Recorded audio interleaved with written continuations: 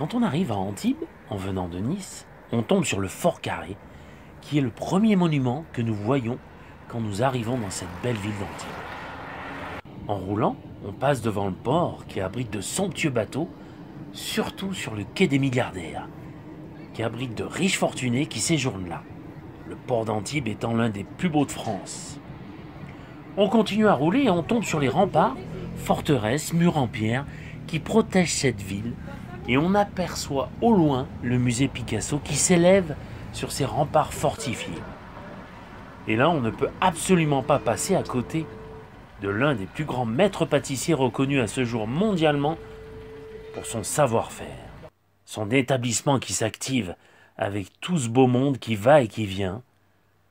On est d'ailleurs subjugué par le lieu et on se délecte déjà de savourer ces mets culinaires sucrés et salés.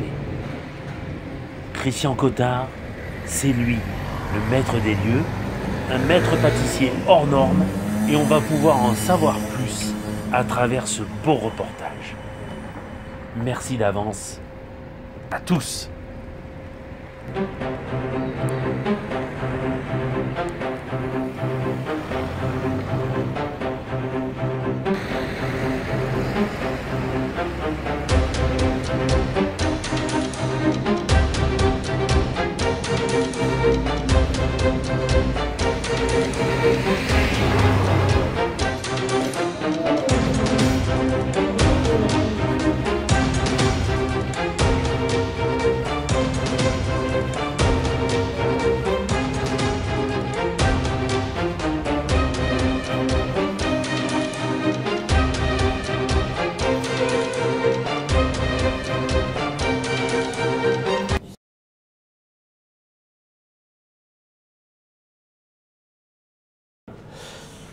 Mauvais élève. Non, j'ai eu une formation classique, un cycle court. Je me suis arrêté en troisième après un BEPC. Et voilà.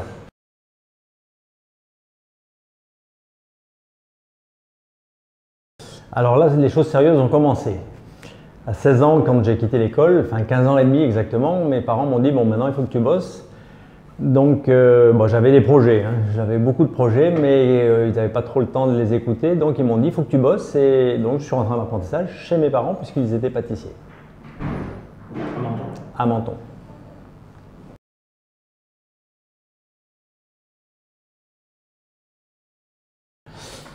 Difficile à dire. Alors si je suis sympa, je vais dire à mon papa.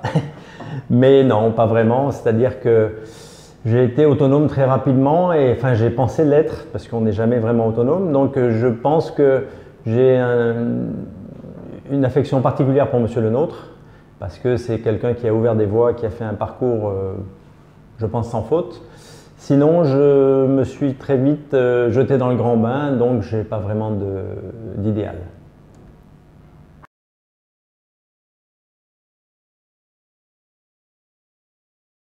Ah, oui, c'est un vieux souvenir déjà, puisque ça fait bientôt 25 ans. Quand j'ai quitté la restauration, après avoir fait une quinzaine d'années dans le secteur, je me suis installé à Antibes, à mon compte, et j'ai vu qu'il y avait un réel besoin de connecter les chefs pâtissiers de restaurants entre eux. Donc j'ai créé une association qu'on a appelée l'APRECA, c'est le condensé de l'Association des pâtissiers de restaurants de la Côte d'Azur. Et c'est une belle histoire puisque nous avons tissé des liens forts avec les membres. Et aujourd'hui, malheureusement, cette association n'existe plus, mais on en garde tous, je crois, une grande nostalgie.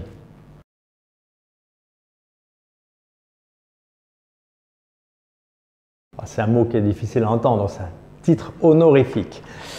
Alors, si honneur il y a, j'ai eu la chance de d'abord participer à un bon nombre de concours, puis devenir champion de France du dessert, donc en 1989. J'ai également fait 2 fois la finale des meilleurs ouvriers de France, en 86 et en 89.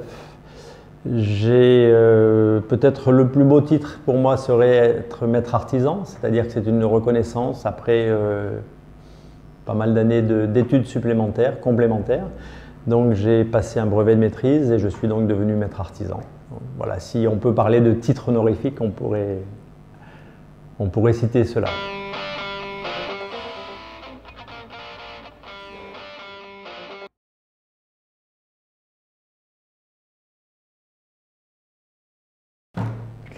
Oui, ben après 25 ans de bons et loyaux services dans le centre historique de la ville d'Antibes, j'ai, avec ma compagne et maintenant mon épouse Andrea, décidé de réaliser un gros projet. C'est-à-dire que nous avions acheté un petit restaurant pour en faire un salon de thé qui était resté restaurant malgré tout.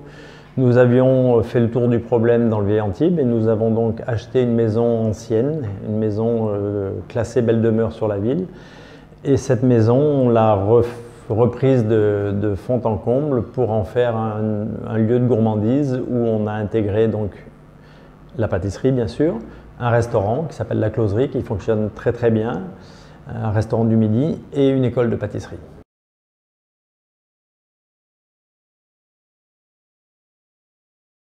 Alors l'école de pâtisserie, c'est vrai que c'est quelque chose qui me tenait à cœur puisque j'ai toujours eu beaucoup de plaisir à former des apprentis, à former en formation continue. Je vais régulièrement en Alsace pour accompagner des entreprises, des chefs d'entreprise, etc.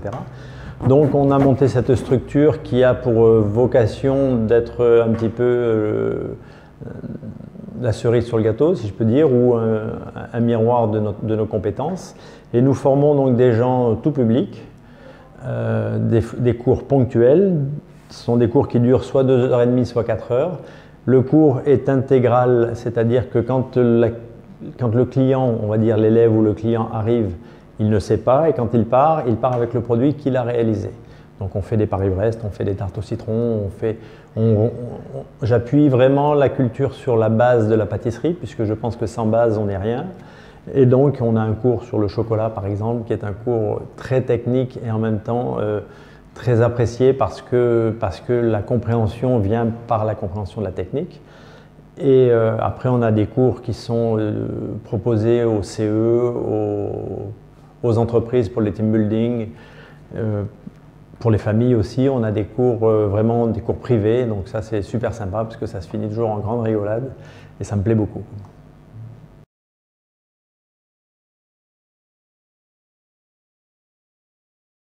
Et oui, et de plus en plus, puisque ben, notre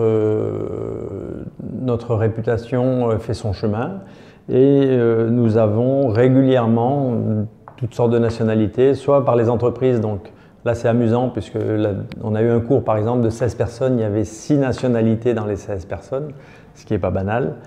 Donc ben, moi je tricote un petit peu en anglais, Andrea qui est anglophone donc me soutient fortement, ça c'est important. On a également une belle clientèle russe sur des cours complètement privés quelquefois ou des cours de famille. On a des Anglais, des Italiens, enfin, c'est vraiment un petit peu la tour de Babel.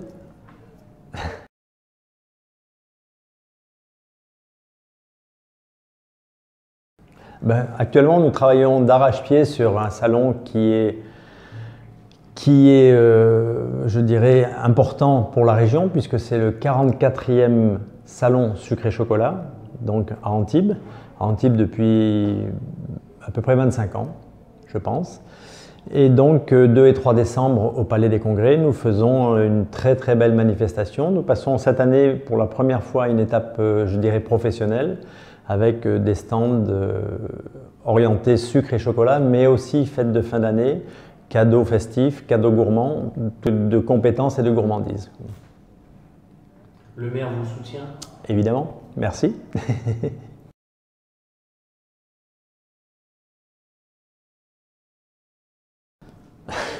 Si je vous dis de prendre la retraite, ça vous choque? Non, non. Non, bah les projets, je pense que déjà on essaye de digérer le projet qui a été quand même, je crois, le projet de notre vie, puisque c'est quelque chose de considérable. Et puis d'asseoir un petit peu tout ça, et puis après peut-être prendre un petit peu de temps pour nous.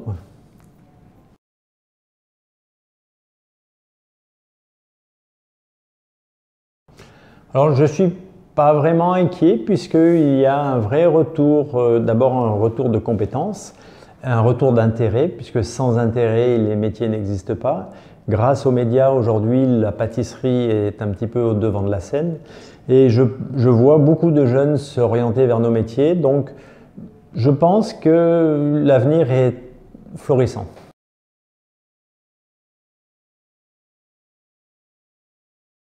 Bien sûr.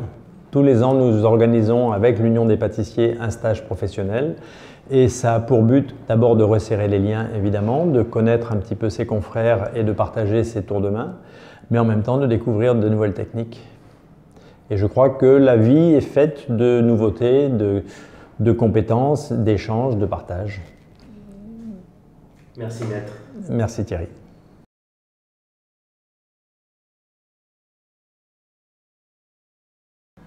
Ah non, c'est jamais dur. C'est parfois un peu éprouvant, mais c'est jamais dur. Non, il faut vivre tout ça avec une grande complicité et beaucoup de compréhension et beaucoup d'énergie. Et vous c'est quelle partie que vous organisez? Je m'occupe plus de la restauration et après la gestion de l'entreprise. Tout ce qui est administratif. Vous savez, les petites mains derrière qui font que ça tourne bien. Voilà. Et vous faites le public relation à l'étranger? Bien sûr, voilà. Et la gestion du chef qui est pas simple des fois.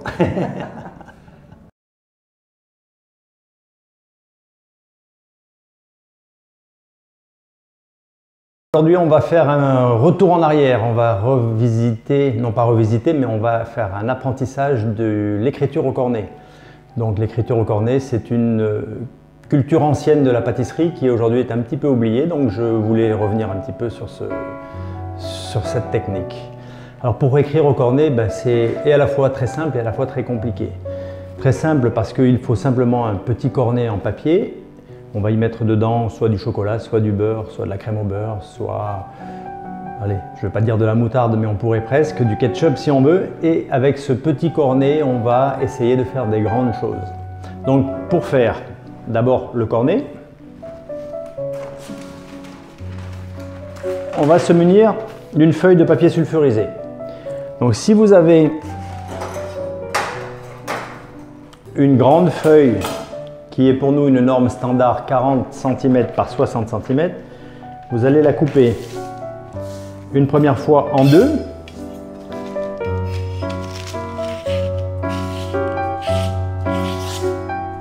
Vous la repliez.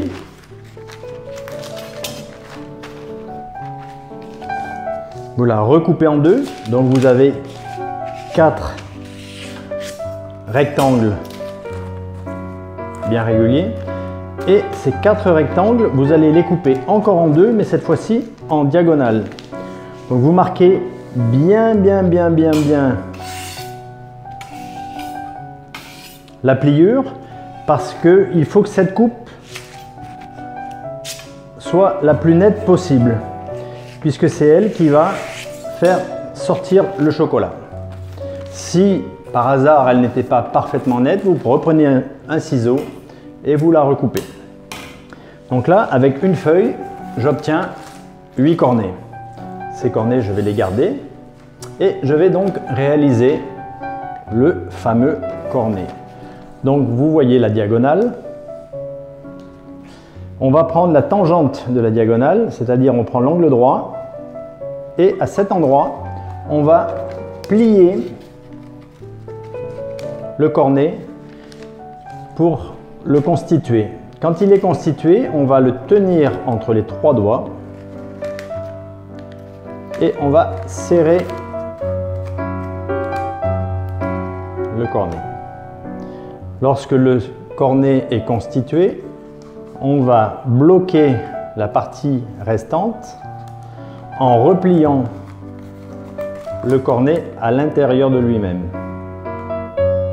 D'accord? Voilà. Donc là, on a l'outil.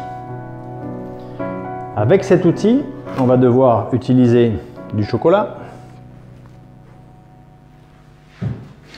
Donc, peu importe, ça peut être du chocolat blanc, du chocolat au lait, du chocolat noir. Il suffit simplement qu'il soit fondu. Donc, on fait fondre le chocolat juste fondu. S'il est trop chaud, il va être trop coulant, sous réserve que ça soit un chocolat de couverture, sans quoi il restera un petit peu épais et ça fonctionnera très bien. Je garnis mon cornet. Ça, on ne perd rien, bien sûr.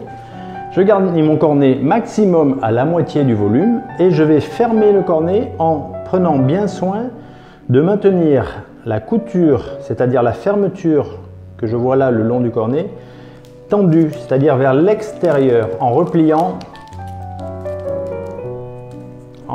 de manière à ce que ça reste bien tendu.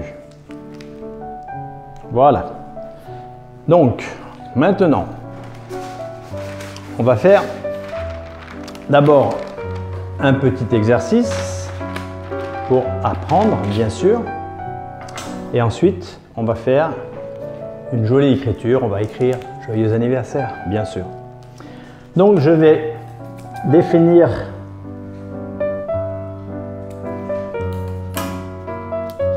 le diamètre de mon cornet.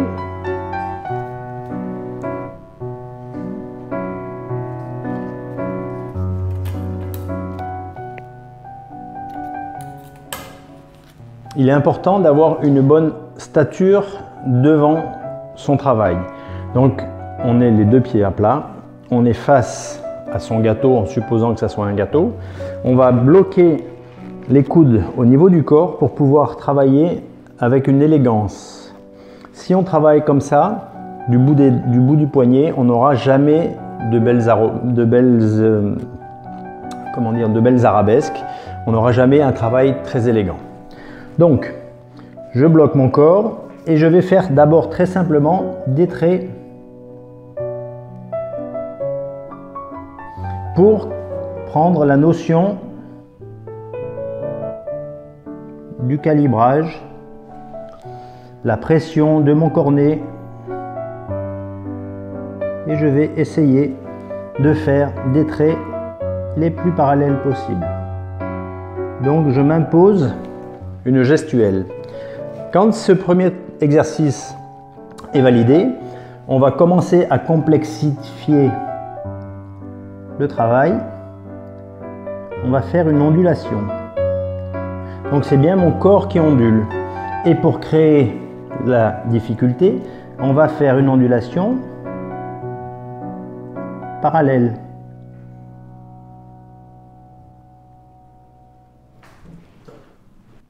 Donc là, on commence à positionner son trait de cornet à peu près où l'on veut. Et on continue.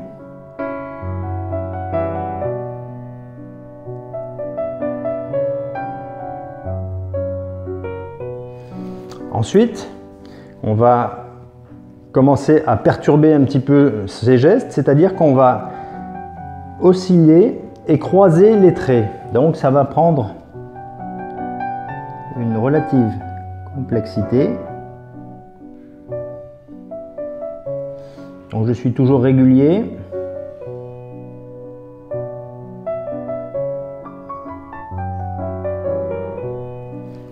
Voilà. Donc là, je peux éventuellement continuer mes traits parallèles. Donc ça, ce sont des exercices de base. Quand on a obtenu ces premiers résultats tout en fluidité, on va commencer à changer les cadences. Ça veut dire qu'on va maintenir la pression sur le cornet de façon régulière et c'est simplement le geste qui va commencer à créer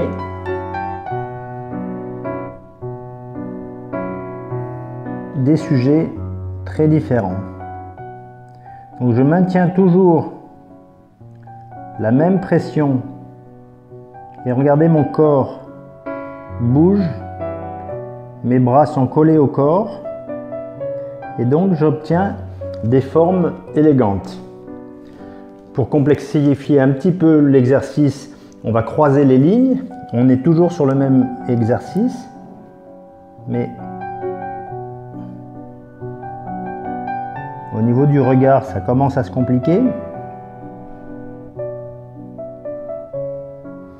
Je garde toujours la même pression et mon corps bouge en ayant les deux pieds bien à plat. Voilà. Quand on sait faire ça, on va imaginer qu'on peut écrire « Joyeux anniversaire ». Donc le fait d'écrire un mot tel que « Joyeux anniversaire » doit rentrer dans comme une signature, dans un geste spontané. Donc pour acquérir un geste spontané, il ne faut pas être en interrogation. Il faut que les lignes s'accommodent les unes aux autres, exactement comme une signature. Donc ce qu'on va apprendre à faire, comme à l'école, on va faire des M.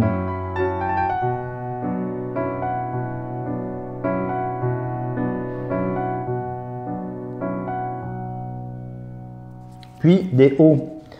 Donc le O, ça commence à se compliquer parce qu'on va faire deux boucles de taille complètement différentes et on reste toujours dans quelque chose d'harmonieux. Donc on fait un O, on va chercher là et on repart.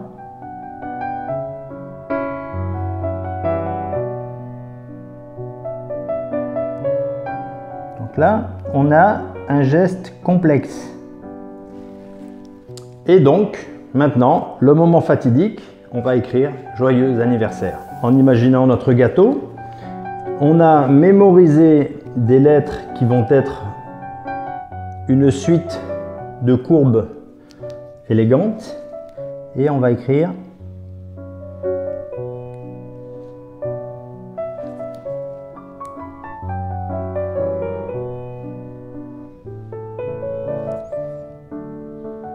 joyeux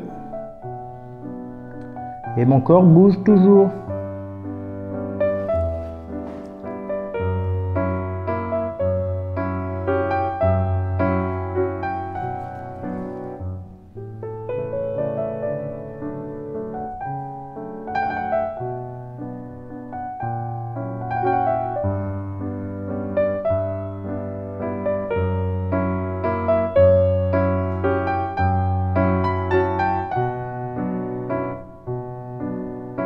On reste concentré pour ne pas oublier une lettre. Et ensuite, on va enjoliver. Donc on peut facilement enjoliver avec des arabesques.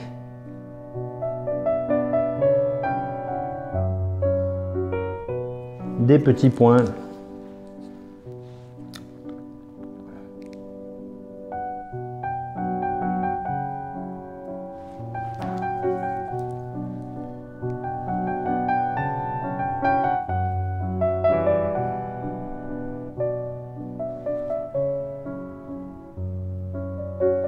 Et comme ça, infiniment,